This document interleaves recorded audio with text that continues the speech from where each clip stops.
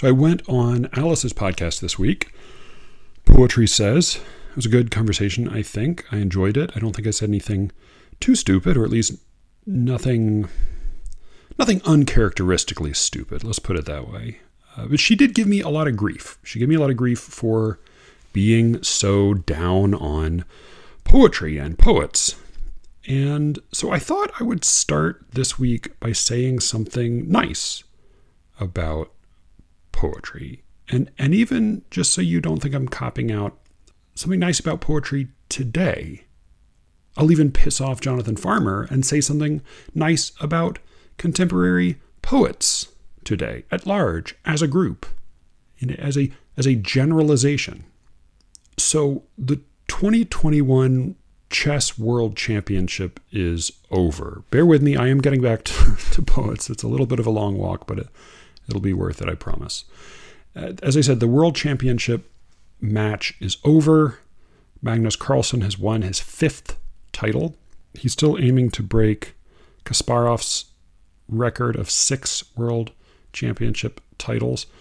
The match was a little bit of a disappointment to some fans. It was meant to be the best of 14 games, and Carlsen won it in 11 because after the record-breaking 6th game, which lasted 7 hours and 47 minutes and ended only after an extremely close contest with a Carlsen victory, Nepomniachtchi had what has sort of widely been recognized as a kind of a breakdown. But I just wanted to start by mentioning a very small story, one that I think is very easy to overlook at this point.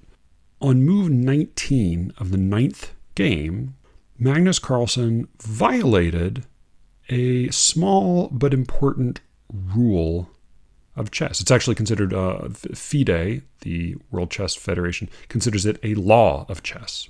He broke the law. He broke chess law. Now, the law he broke is what's sometimes called the touch move rule. That is, you're only allowed to touch a chessman on your turn. Pawns, by the way, are not chess pieces. They're not considered pieces in chess. They're pawns and pieces. And so the entire set is called chessmen, which might seem a little bit retrograde, but then chess is already the most feminist board game in existence by virtue of the queen.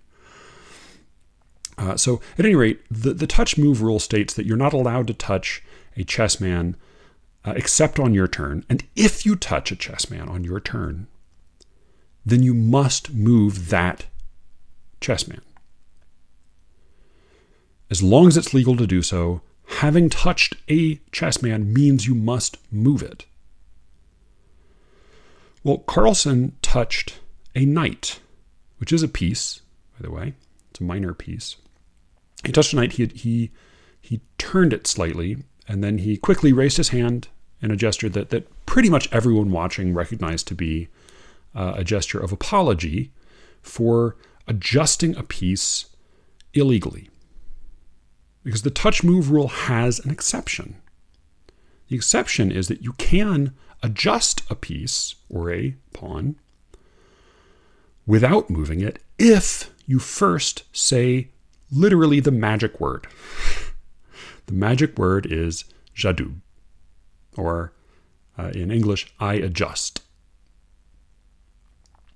You have to announce your intention to adjust the piece rather than to move it. However, he did not say jadub before adjusting it, but it was finally decided by the FIDE officials on hand, as well as generally all of the commentators, that it was obvious that he was merely adjusting the knight and not moving it. Robert Hess, an American grandmaster, even went so far as to calculate the possible moves he could have made with that knight on that move, and he determined that there was really no plausible move he could have been considering. Really, the only explanation for him touching that piece, in this case, was that it was an adjustment. Now, the story quickly turned when Nepomniachtchi made a game tilting blunder later on, and the game came to a relatively quick end.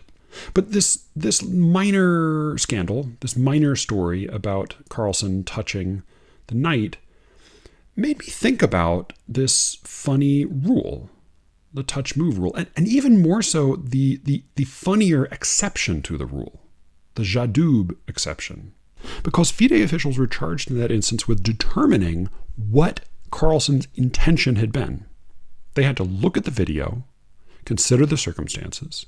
Now, the circumstances included, his being alone in the room, or seemingly alone, because the competition took place in a glass box, and Nepomniachtchi was in his private rest area at the time. And so, as Fabian Caruana said, when nobody's in the room, you don't bother to say Jadub because there's nobody to say it to. It was an absent-minded gesture on Carlsen's part. But the fact that this Jadub rule exists, the fact that the touch move rule has this particular exception for adjustments of pieces, means that FIDE officials, and in other cases, other officials, other contestants or adjudicators, have to decide what a player's intention is when he adjusts a piece.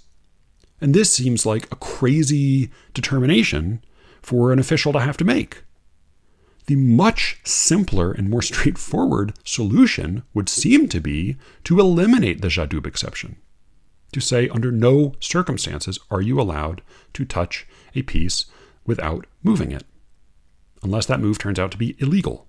I have a suspicion as to why it hasn't been eliminated. I have a suspicion as to why it exists in the first place. Because these adjustments, these little fiddlings with the pieces, usually it's to move the piece more perfectly into the center of the square with the piece or the pawn. But again, this is not a gameplay decision. Adjusting the pieces, rather, tweaking the pieces, that's not something that affects the game. It's not a necessary activity, and therefore it would be far simpler to eliminate the option. There's no adjusting, say. But the problem, I suspect, is that while there's no great advantage to having a strong urge to straighten or tidy things, that tendency, that urge, I suspect, strongly correlates to the kinds of abilities or proclivities that make one a really good chess player. I am not a good chess player. I have no natural aptitude for chess, nor do I have any experience with chess. But I do have what my wife would very generously call an obsessive-compulsive personality. It's not a disorder. It's not a disorder unless it fucks up your life. But I do have a tendency to want to straighten things, to double-check locks, to overdo certain trivial physical actions. And yes, when I am playing chess on a physical chessboard, I am constantly tempted to fiddle with, adjust, straighten, Jadub the pieces. And I think if you were to eliminate the Jadub rule, you would cause an unnecessary hardship to a large number of the players. Not that all chess players feel this urge, and not that only chess players feel this urge. Obviously, people like me who are not chess players might also feel this urge. But among chess players, this is an urge that is fairly peculiar to them, right? It occurs, my guess is it occurs much more often in chess players than elsewhere, and it occurs fairly universally among chess players. That is, I would suspect that the great majority of chess players have some degree of this natural itch to straighten, to adjust. Because again, there's no good, obvious, logical reason for the Jadub exception to exist.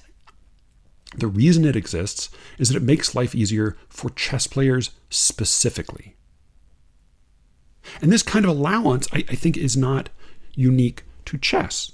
When I used to go to my dad's office, he's an architect, as a kid, I would notice that the desk areas of all of the designers were constantly cluttered. I mean, sometimes to an almost hazardous degree, just cluttered with toys, gadgets, Rubik's Cubes, models, gimmicks, sculptures, games, doodads.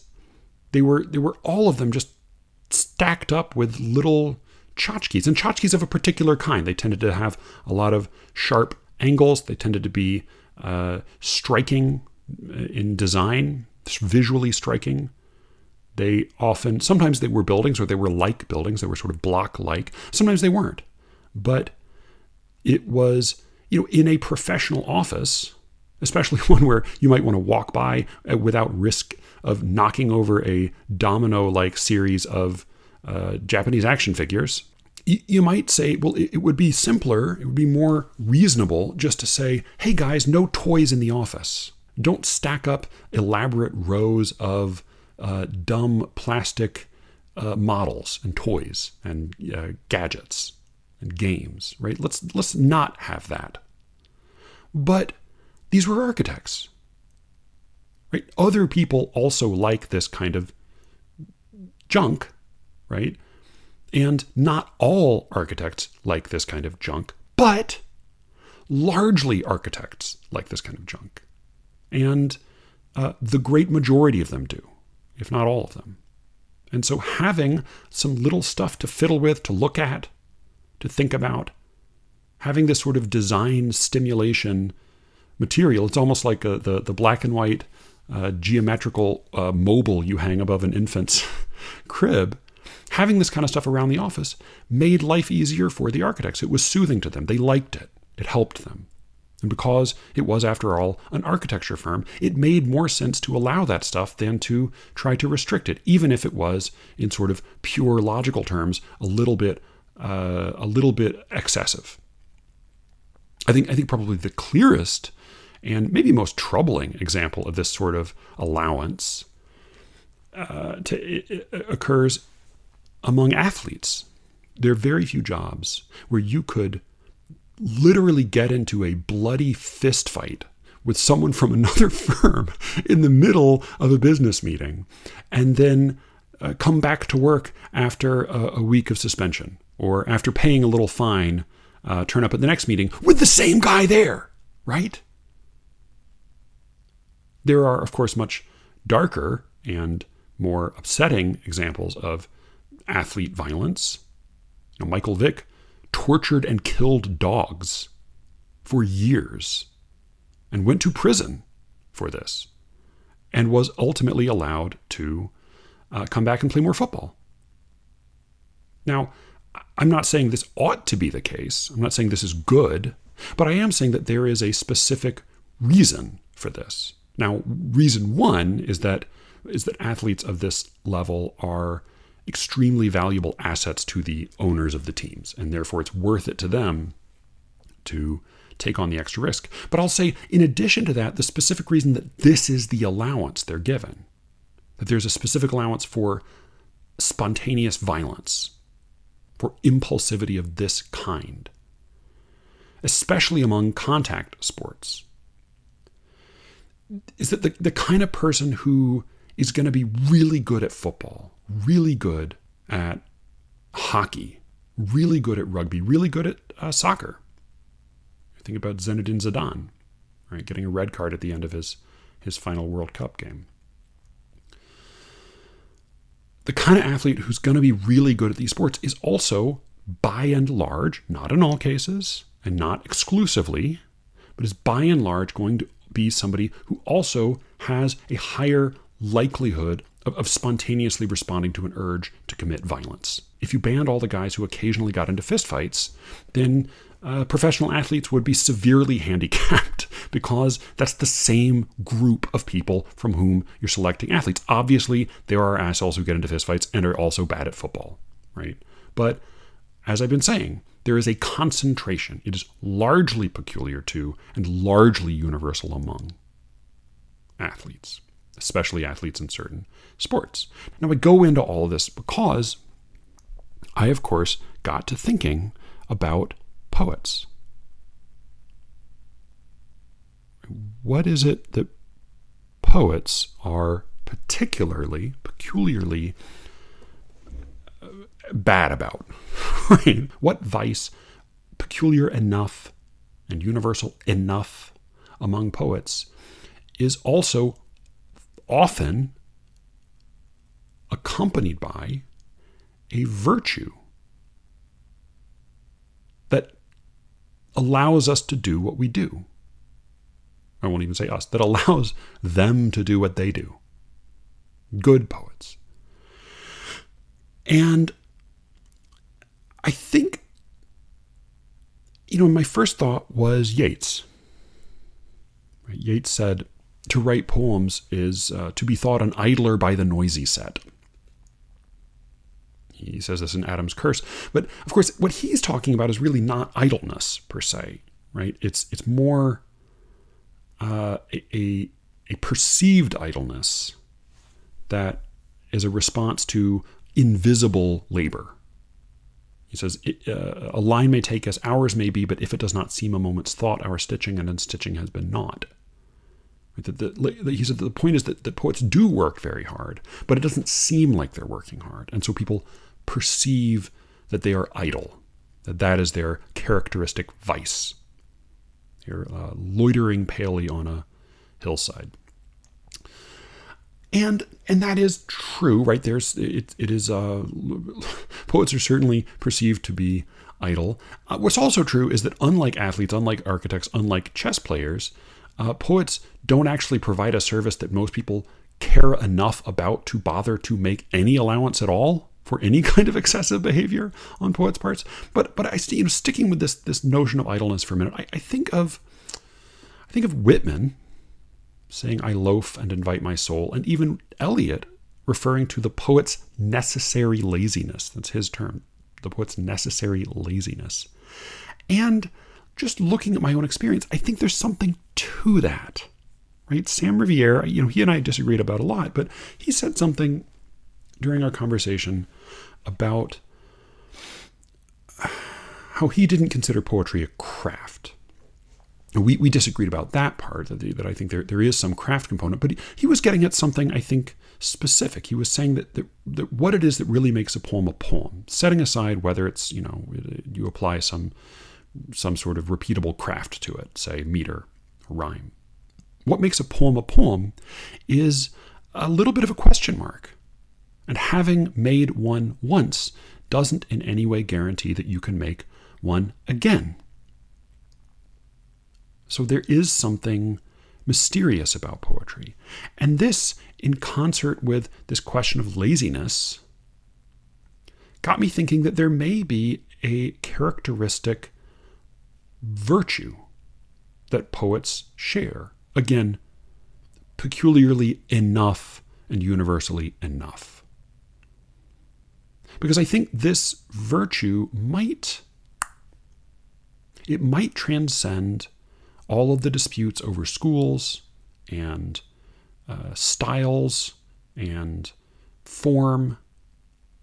I think that whether you write first thought, best thought, free verse, or dry, prosaic, conceptual poetry, or strictly traditional metrical poetry, or spoken word, or insta poetry, or whatever you want to call it. I think that there may be one virtue that again may not appear in all good poets, but I think appears maybe in most good poets, or maybe the great majority of good poets, and to a greater degree than it appears elsewhere.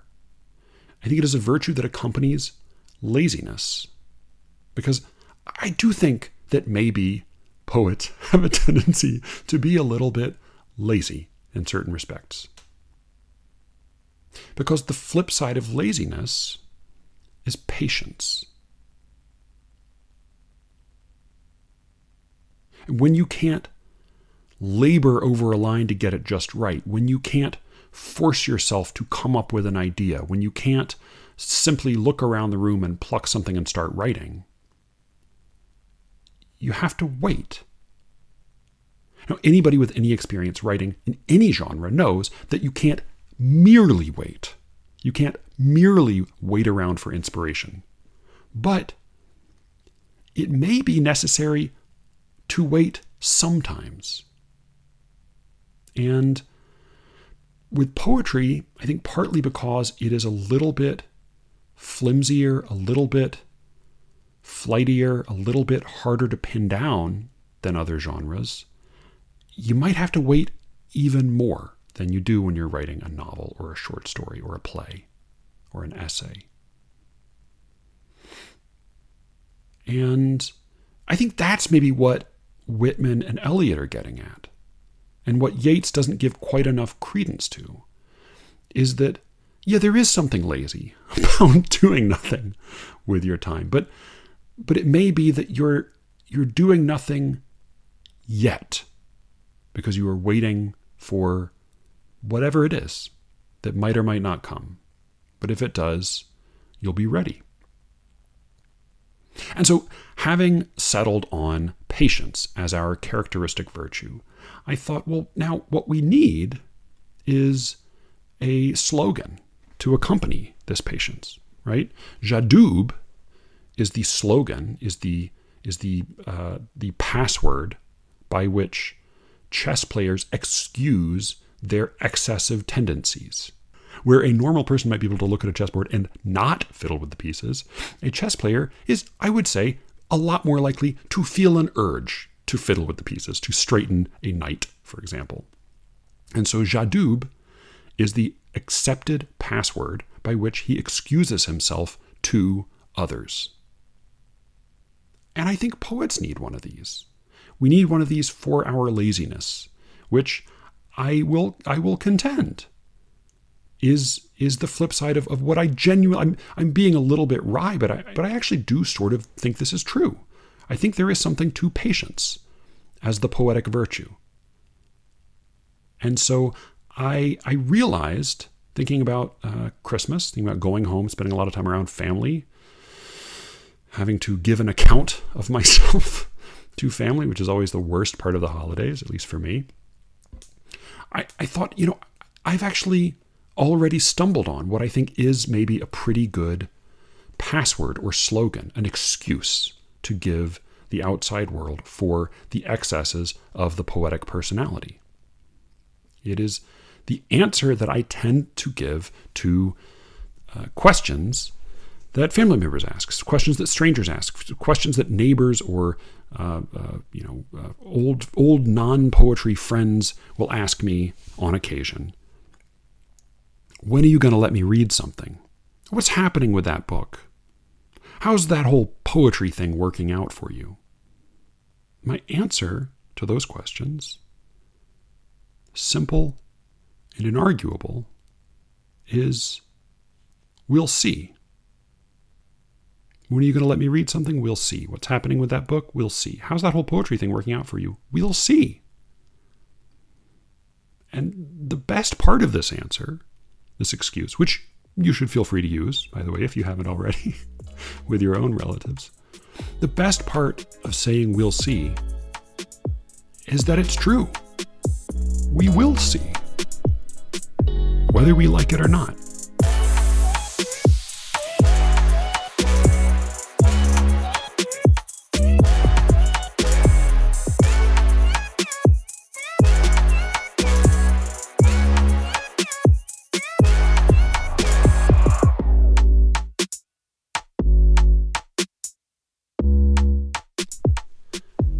I'm Matthew Buckley Smith, and you're listening to Slee Ricketts. Thank you all for listening. Thank you, too, especially if you have had a chance to recommend the show to somebody you think might enjoy it as well. It makes a difference, gets the word around. Again, only to the cool people. We're only telling cool people about this show. But if you haven't, or if you feel especially inspired, do say something to somebody you know. Just let them in on this ridiculous podcast that you apparently listen to. I appreciate it.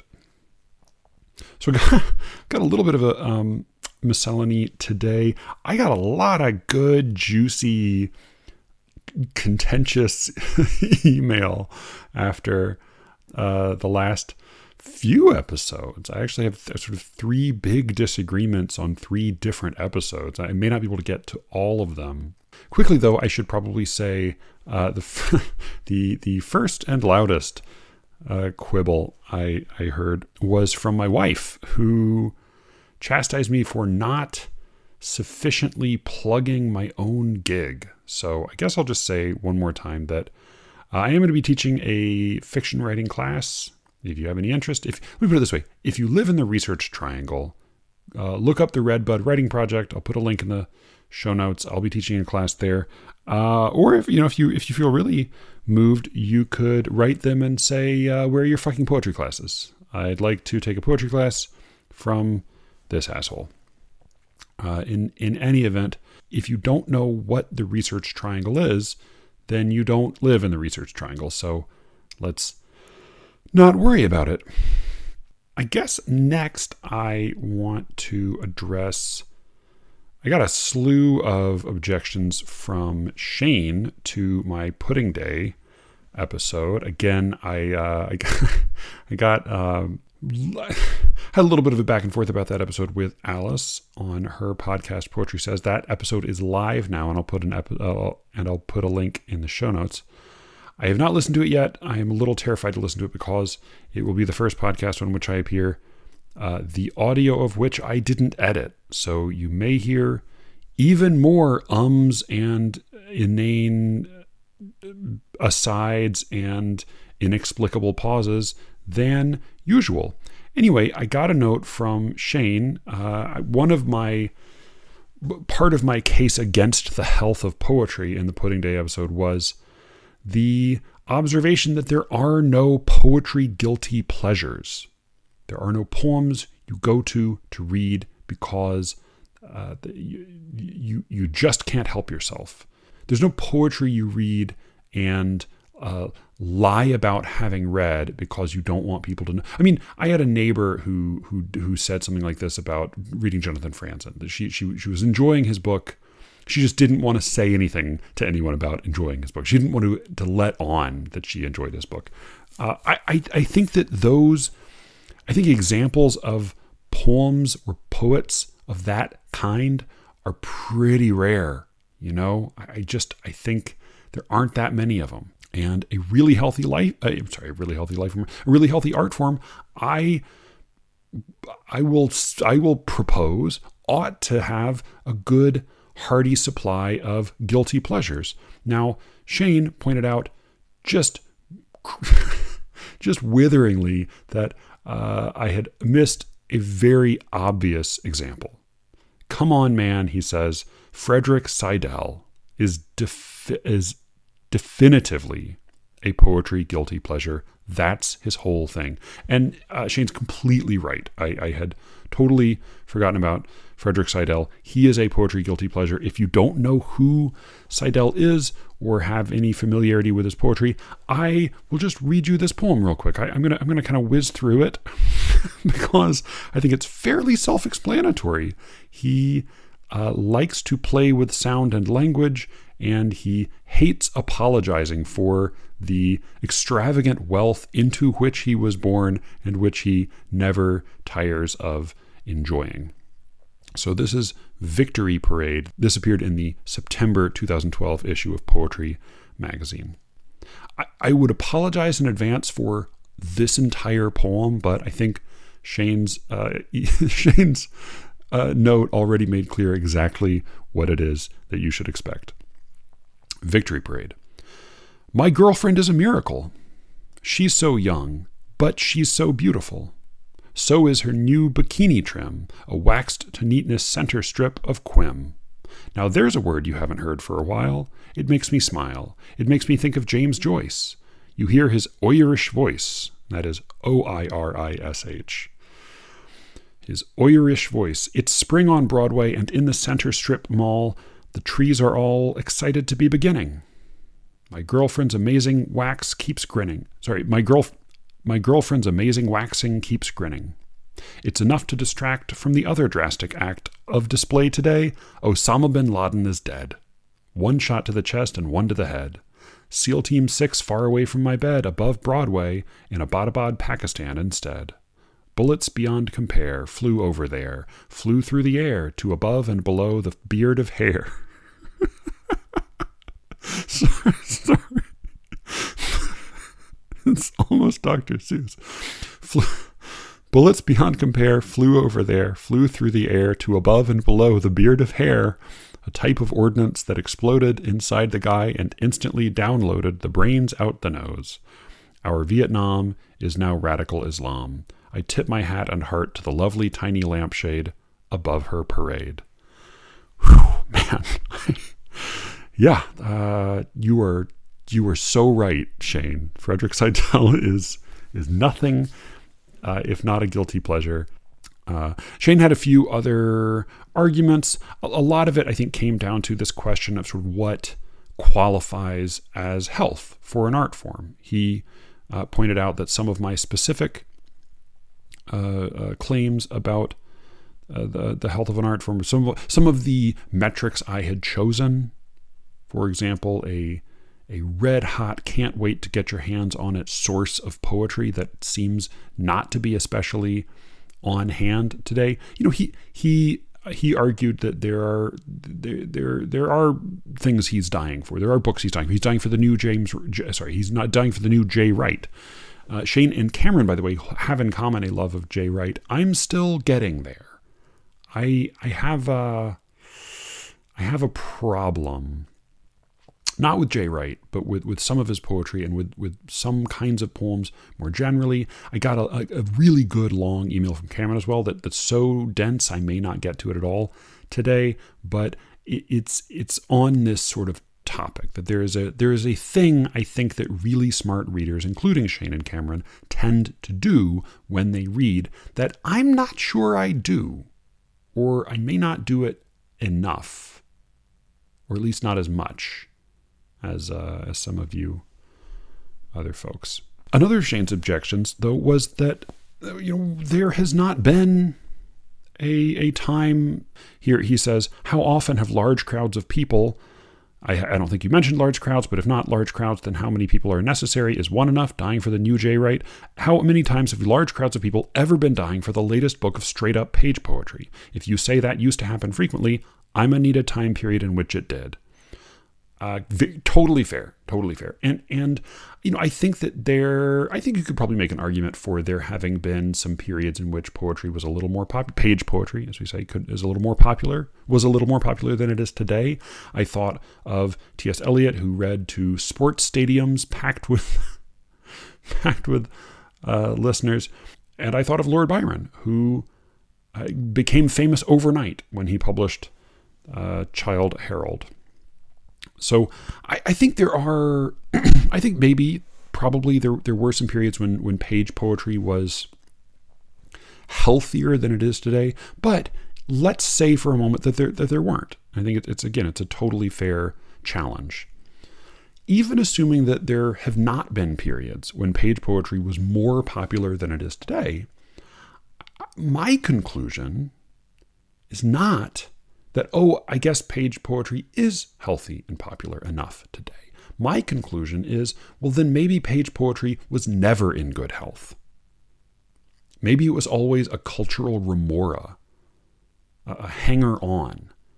And live performed poetry, dramatic poetry, epic poetry, recitations, lyric poetry played with music, snappy epigrams, dashed off in bars. Maybe these sorts of poems were always the most popular kinds of poems. And strict page poetry, that is poetry that is not fundamentally, robustly reliant on another major artistic element, such as vocal performance, music, presence, persona, personality,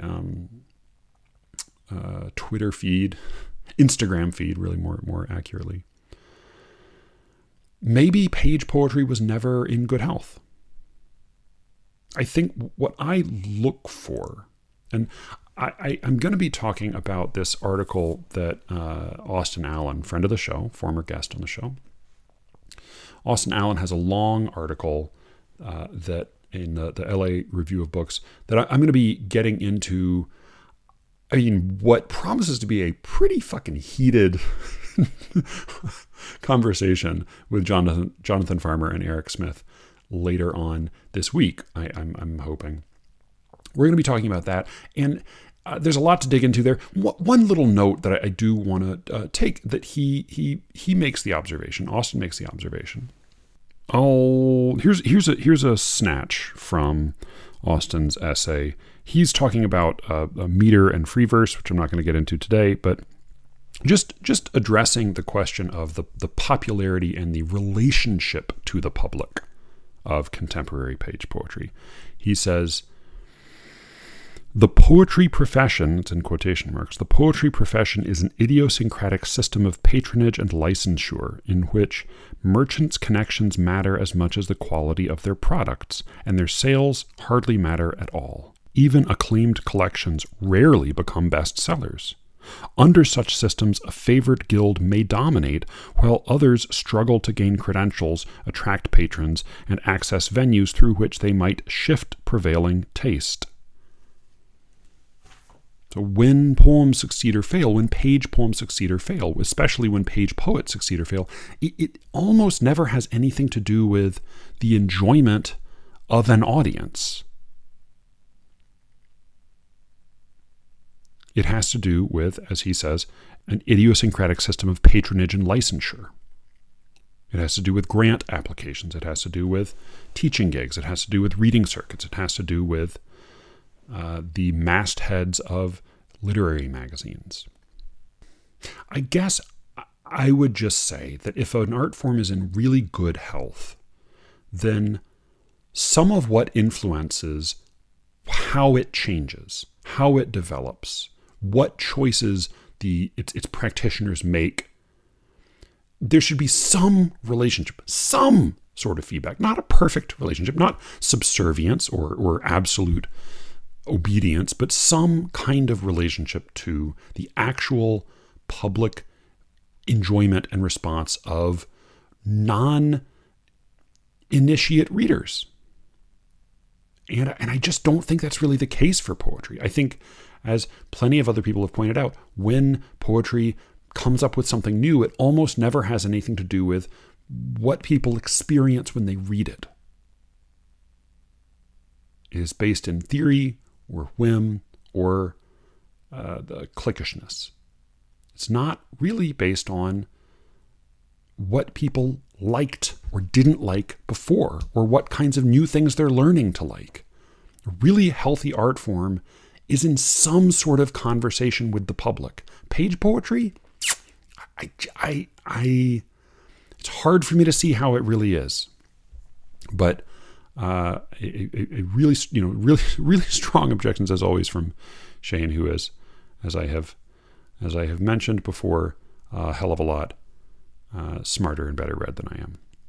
He makes, I think, also a pretty compelling claim, which is that for him, he says, to me, good health for an art form means that great artists are living and producing. He names Ishaian Hutchinson, Lynn Heginian, Jory Graham, Martin Corliss Smith, and he says there are plenty of others. I think that's a good argument. And yes, having great poets making great poetry is about all one can ask for. But whether I'm making the right... I think, let me put it this way. Maybe I'm wrong to say that poetry is in poor health if there are great poets making great poems. Maybe so. Maybe that's the wrong definition, the wrong criterion. But whatever the definition, whatever the terminology, there is something not quite right with poetry. What's the line from Hecht's A Letter? But I would have you know that all is not well with a man dead set to ignore the endless repetitions of his own murmurous blood. That's Hecht's A Letter. That's, I guess, what comes to mind, because maybe great poets making great poems is enough to say that poetry is in good health. But something is not quite right. All is not well. All is not right. If poetry has so little, has maybe no real responsive relationship to the public experience of the art form, if all of the calls are coming from inside the house, then maybe health is the wrong term, but something isn't quite right.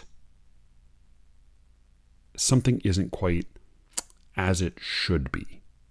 Maybe it's never been, but I'm not persuaded. You can be, however skeptical you are, Shane, you won't be as, your skepticism is no match for my pessimism. Maybe it has never been in good health. Maybe things have never been right, but I'm still not convinced that they're quite right now. So thank you. As always, I'm always thrilled to hear from Shane. I'm always thrilled to hear from any of you smart listeners who have meaningful objections to things that I say on this very silly podcast. I will, because I think I can maybe address it in a slightly shorter stretch than I could Cameron's. I want to talk too about a note I got from BH, who wrote the fan favorite letter about Red Scare. People seemed really to enjoy, as did I. He was not a fan of my conversation with Brian about Bad Art Friend. He said, I don't know about these Bad Art Friend takes, man. You can pretty much boil it down to Sonia Larson wrote a story that basically said, don't donate your kidney because white ladies be cringe. And her friend who donated a kidney said, hey, don't say that. People might die because they can't get a kidney over others' fear of being cringe. I don't care if anyone took parts of another person's life for a story. On the other hand, I also don't care if the person who got stolen from takes offense. The NYT article tries to do a both sides thing, but to do that, it has to leave out a lot of facts from Dawn's side. It's all pretty dumb, but Larson should apologize and take the story down or whatever, not because of plagiarism, but because it's a net negative for the real world. One of the reasons I really like hearing disagreements from listeners is that it often clarifies for me what people think I've said. I was somewhat surprised by much of this note because I didn't think I had said anything exactly contradicted by some of these claims. And I had a little exchange with BH before tonight, and so I'm basically in agreement on most of these points. The New York Times article was lopsided. In attempting to be even-handed, it was lopsided because the situation isn't even-handed. Right? I don't really want to get a drink with Dawn Dorland or Sonia Larson, but boy, if I had to pick somebody to bring home for Thanksgiving, it would be Dawn Dorland in a heartbeat. In a heartbeat. Sonia Larson seems like a miserable ladder climbing harpy. So no, of course, I think he's quite right about that. And yeah, I think Sonia Larson was nasty and mean to Dawn Dorland, and if she were a nicer person, she would probably apologize, and that would be as she ought to. But taking down the story, unpublishing it, retracting it, I think setting aside the question of like whether that would even be feasible at this point, which I think it would not. The information of this kind at least wants to be free for good or ill. I don't think I at all agree. I mean, not only is Sonia Larson not wrong to steal the note, and I think that's the fairest of fair game. If you take a chunk of someone's Facebook post and you turn and you write a story around it, especially if that is, maybe a significant part of the story, but not really fundamentally the heart of the story. Maybe even if it is, I can't see my way to condemning that. And so, Sonia Larson had plenty to apologize for, but not that. And Dawn Dorland's free to object to it, but yeah, no, there's no wrong to write there unless Dawn Dorland wants to write her own angry, vindictive, unfair version of the events. Which, Godspeed. I kind of hope she does. But I had a little more of an exchange, as I said, and BH wrote back again with sort of a follow-up that I think made me it gave me pause. I didn't write back right away, partly because I knew I wanted to discuss it on the podcast, and partly because I had to think about it. It was a smart response, and I had to give it some thought. So So here's here's part of BH's response. Yeah, I'm not advocating for any legislation restricting Larson's First Amendment rights here.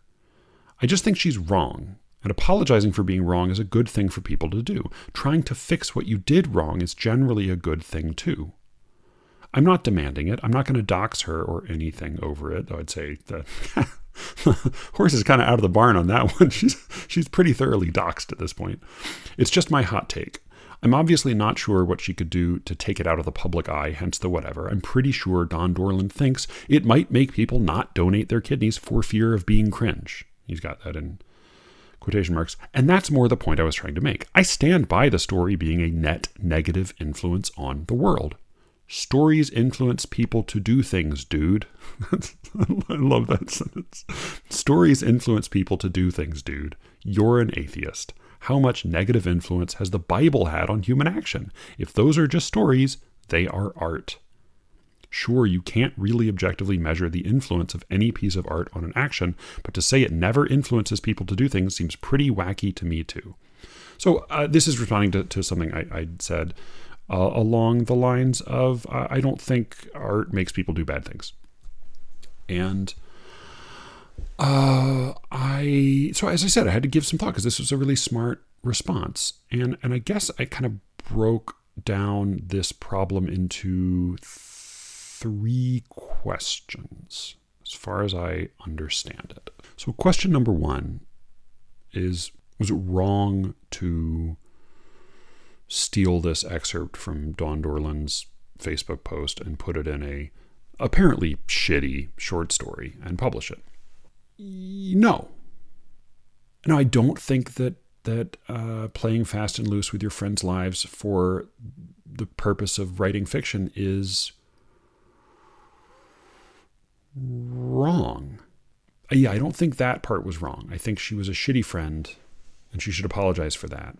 But no, stealing to make art is not wrong.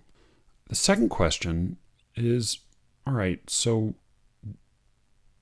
does art make people do bad things?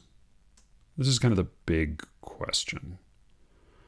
Now, my inclination is to say, because, this is the suggestion, or rather, maybe in this case, it's not even art making someone do a bad thing. It's art making someone not do a good thing, right? The idea being that somebody might read this story about a smug, white savior lady donating a kidney to a half-Asian woman and feeling and lording it over her in some sense.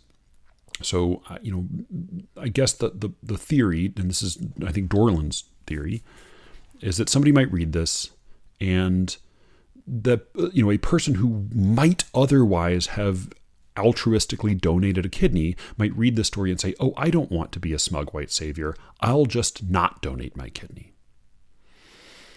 I think that if you are that influenced by a short story, if you make a major life decision based on a funny feeling you get when you read a short story, then, probably you either weren't really going to donate your kidney or you're really mentally ill, in which case maybe you shouldn't be donating a kidney. And just to hammer home the point, when it comes to active bad things, like, Marilyn Manson making the kids do Columbine, or there was a case when I was I think in high school, there was some action movie where robbers squeezed lighter fluid through the little window slot of a ticket booth and then set the ticket taker on fire. It's a horrifying scene. And there was a case where not long after that, some kids did that to a ticket taker. They squeezed lighter fluid on him and set him on fire, just as the people in this movie had. Well, that would seem to be a pretty straightforward case of copycat violence. That's horrifying. Obviously, it's horrifying. Terrible, inexcusable, despicable, and incredibly sad. But, again, I'm inclined to think that the people who did that were likely going to commit some violence anyway. And just as in Ghostbusters, this movie didn't so much make them do it as it did help them choose the form of the destructor. What is the end of the world going to look like? Well, I guess in this case, it's going to look like the Stay Puft Marshmallow Man. That's not because the Stay Puft Marshmallow Man invented the end of the world. It's just because that's what Dan Aykroyd happened to think of when he tried to make his mind go blank. Was it Dan Aykroyd or was it Bill Murray? Well, it doesn't matter. So I think that art does sometimes influence bad behavior by giving it a specific form. But if a movie convinces you to go set an innocent man on fire, you're mentally ill. And as I said, as Joanna would have said many, many times, as I can already hear her shouting in my ear, by every statistical study, by every meaningful metric, mentally ill people are far, far less likely to commit acts of violence than they are to have acts of violence committed upon them. So I find it very hard to believe that art makes people do bad things. Even to tackle this case of the Bible, right? Because, boy, that's a good objection. I'll read again. He says, "You're an atheist. How much negative influence has the Bible had on human action? If those are just stories, they are art." Whew, that's a fucking bear trap, right? If I don't believe the things in the Bible happened, then by definition, I must believe they are art. And the Bible would seem pretty inarguably to have given a lot of people a lot of bad ideas, to have inspired a lot of horrifying violence over many centuries. I guess my objections are threefold.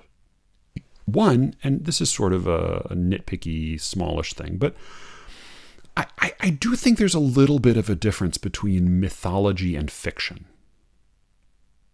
I think that there is a difference between, the picked clean skeleton of a whale at the bottom of the ocean and that same skeleton when it is living inside the whale, when the whale is still swimming and eating and breathing. I think that's maybe the difference between,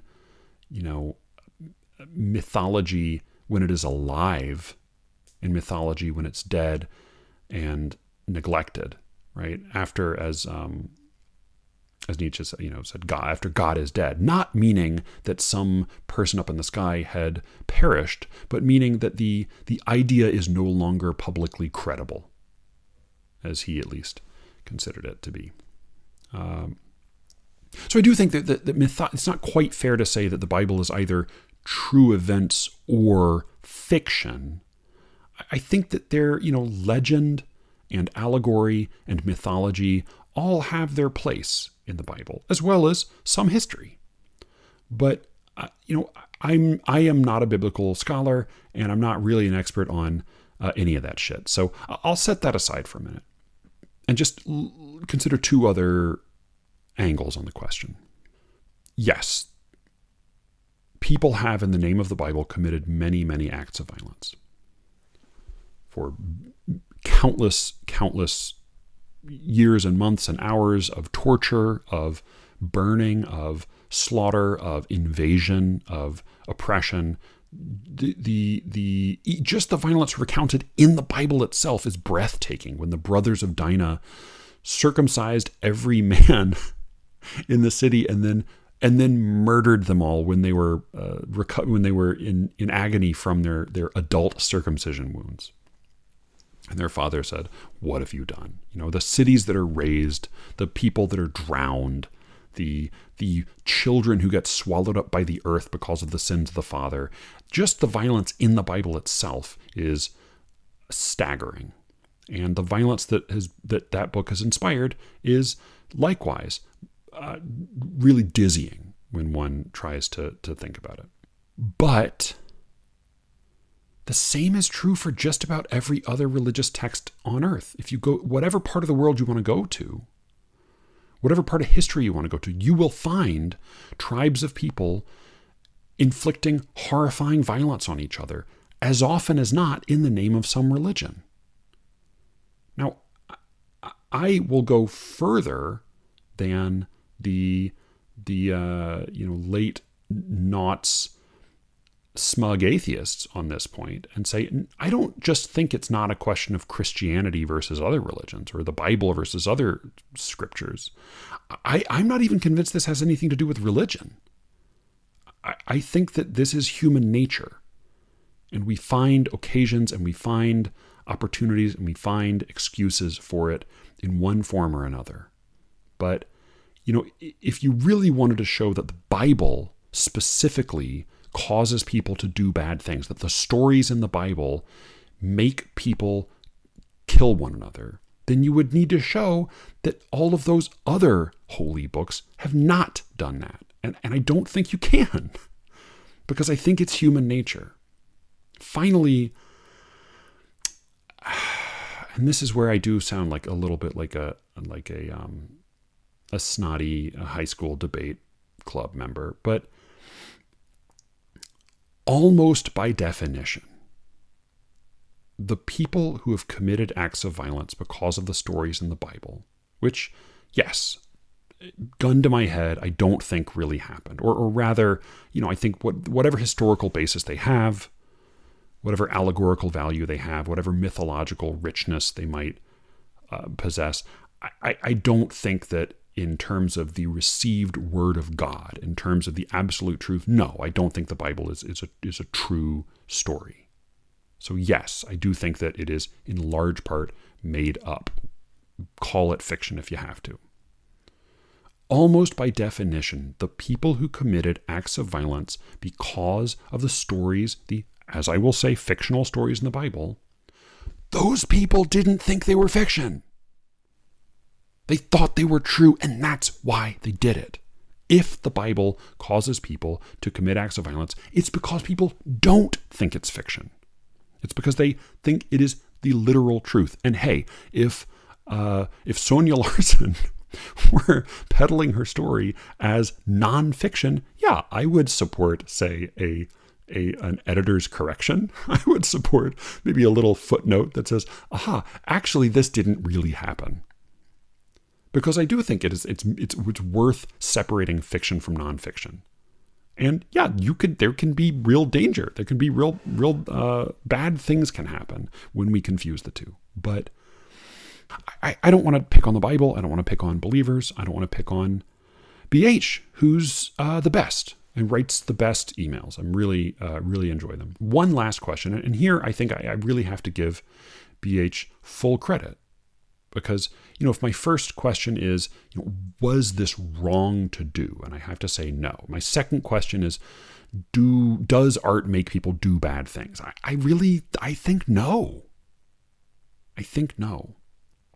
I did think of the story of Carl Jasper's book, Man in the Modern Age. It was published in 1930, I think. It was the same year, I believe, or almost the same year as Freud's Civilization and Its Discontents.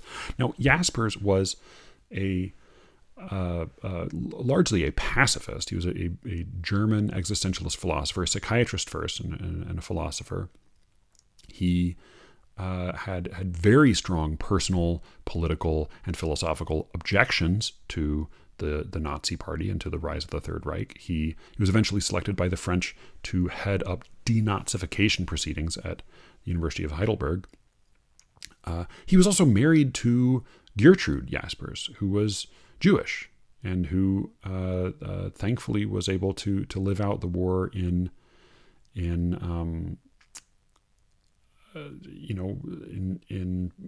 hiding in plain sight with Jaspers when he was eventually kicked out of the university by the Nazi education officials, including his old friend Martin Heidegger.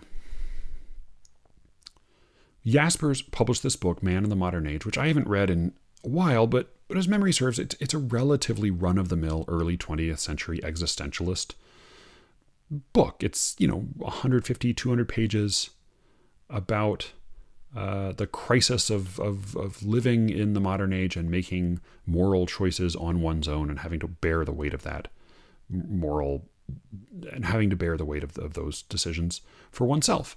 It's fine. It has some nice passages I underlined. It's not a life changer, but it's a fine book. It sold as academic books are wont to, not very many copies. Until one day, Gertrude was walking by the bookstore and she noticed that stacked up in the window were 30 copies of Man in the Modern Age. And she said, huh.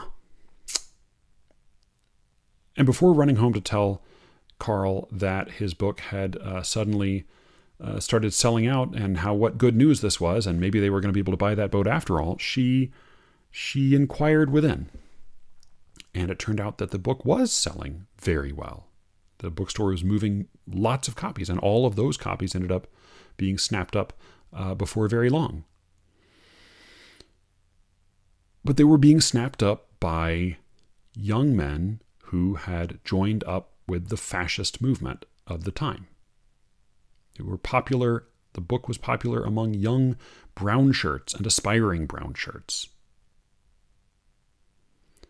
They had, or one of their intellectual or pseudo-intellectual leaders had, fastened on Jasper's book and decided that it in some way jibed with their philosophy, that this was going to be a sort of an intellectual foundation text for their movement. The Nazis were famous for adopting, cribbing, borrowing, distorting, stealing from German culture and turning it to their own purposes. And that's what they did with Jaspers. Now, he was appalled. Gertrude was certainly appalled. The Nazis didn't stay fond of him for long. He lost his job and had to sort of keep his head down throughout most of the war. He had a falling out with Heidegger over Heidegger's enthusiastic support of Hitler. Heidegger's brilliant philosopher, but just a non-hyperbolic Nazi. I mean, or rather, it is not at all hyperbolic to say that Heidegger was a Nazi. He was literally a Nazi. And, Jaspers, as I said, became the head of the denazification proceedings after the war. He was the opposite of a Nazi. But Nazis liked his book, for a while at least. And they waved it around, and they encouraged one another to buy it, and maybe they read aloud from it at their meetings. Who knows? But, this is a book of philosophy. It's not a book of art. It's not fiction. But I would suspect that no protesters, no communists or Jews or homosexuals were beaten up in the street. They weren't beating up homosexuals as much at that point. There was before Ernst Röhm met his fate on the Night of the Long Knives. But my guess is that there were no extra people beat up in the streets who wouldn't have been beat up if not for Jasper's book. There were no concentration camps built that would not have been built if it were not for that would not have been built if Jaspers had not written his book. There were no murders that took place that would not have taken place if it were not for Jasper's book. Jaspers wrote a book. The Nazis adopted it, but they just went on doing what they were going to do anyway. And I am inclined to think that is almost always the way in which art influences life. By the same token, I don't think art makes people better. All you have to do is examine the private lives of English professors to learn that, no, studying literature doesn't make you a better person. I do think that there is, at the heart of really good writing, really truthful poetry, fiction, philosophy, say, I think that there is a kind of a moral clarity, a truth. Moral clarity is now a phrase that has picked up all this extra journalistic baggage. I don't mean to invoke that, but I think that there is. Let me put it this way: I don't think studying literature makes you a better person. I think it's possible that it helps you understand being a better person. I just don't think it helps you do it. any better. I think maybe it increases your capacity for perceiving the suffering of others. I don't think it particularly gets you to make sacrifices on their behalf. And I certainly don't think it makes you squeeze lighter fluid into the ticket booth. I don't think it makes you put on an armband and march in a fascist parade. I don't think it stops you from donating your kidney. I think that we have to protect art as an end in itself.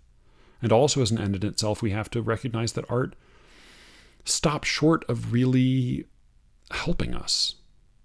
Certainly stops short of instructing us morally. The third question I have to ask, and the question in answer to which I have the least evidence, the least substantial argument, is if art makes people do bad things, then should we censor it accordingly? If, say, we could determine conclusively that Sonia Larsson's shitty story influenced people to donate their kidneys less often, if in fact it did skeeze people out or cringe people out enough to make them not want to donate their kidneys altruistically, if her story was measurably having a negative effect on the behavior of its readers, then finally, Matthew, for Christ's sake, should we take it down? Should we ban it? Should we restrict it? And I have to say no. No. Book may influence people to do bad things. Maybe that's true. I tend to think it's not, but let's say it is. Even if it's true, no, I don't want to see it withdrawn. I don't want to see it banned. I don't want to see it restricted. I will really just stick to fiction here because I don't want to take on the whole question of nonfiction or pseudo-nonfiction. But yeah, if a work of art, let's put it that way, if a work of art influences people to do bad things, I'm inclined to say too bad. Now, that is really just an expression of my prejudice, I think. I think I'm an old dog who can't learn new tricks. And my guess is that probably cosmically BH is actually right. That there are cases in which we ought to take down or withhold certain works of art in the event that they cause people to do bad things or influence people to do bad things. I just can't stomach it. And maybe that's because I'm really the wimp. I'm really the coward. But that's where I've got to stick. That's the hill I've decided to die on for Sonia Larsson's stupid, shitty story. That's where I go down with the ship. I read The Poetic Edda recently. I may talk a little bit more about that on another episode, but there's a character in there named Gudrun. She's married a few times. She's married most memorably to Sigurd, who's one of the great tragic heroes of the Edda. And Gudrun has a hard time of it. She suffers a lot of loss, a lot of deaths, a lot of humblings, a lot of torment. At one point, she tries to drown herself in sorrow, and the sea refuses to take her in and instead transfers her to another shore where the king says, "Ah, a beautiful maiden washed up on my shore. Now I'll marry her." Gudrun has a rough ride. But she has some really wonderful speeches in which she expresses her mourning. She expresses her anger. She expresses the desire for vengeance. She expresses her sorrow. And in most cases, they don't change anything. There's even a whole whole poem, the purpose of which is just to show her commiserating with another guy who's at court with her. Neither of them especially want to be there. Both of them are pretty unhappy. And they just share their sad stories with each other. But there's this passage in particular that I really loved.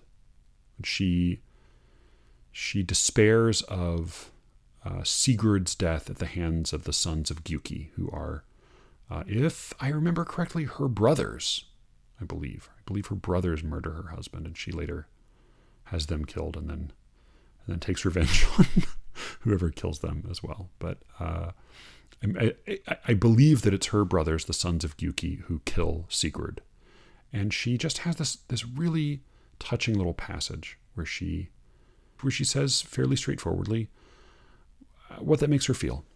This is in Carolyn Larrington's translation of the Poetic Edda.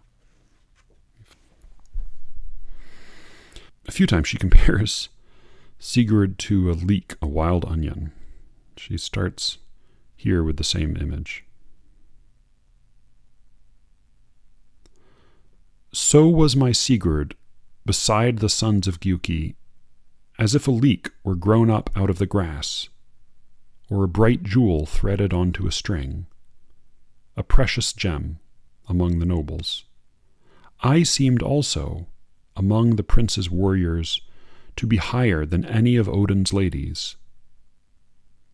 I am as little as a leaf among the bay willows, now the prince is dead. I miss in his seat and in my bed my friend to talk to. It goes on, she curses the sons of Giuki, and she promises them a bad end in answer to their treachery. But I found that quite moving, just the simplicity of that. I miss in his seat and in my bed my friend to talk to. And I guess it's something about the acknowledgement of the missing companion. You know, the man who might listen to her words and do something as a result of them. The agent of real action in this old, violent, dark culture. The way that her words might have an immediate effect on people, that way is gone. The prince is dead. But she has these words anyway for his loss. So was my Sigurd beside the sons of Giuki, as if a leek were grown up out of the grass, or a bright jewel threaded onto a string. I am as little as a leaf among the bay willows, now the prince is dead.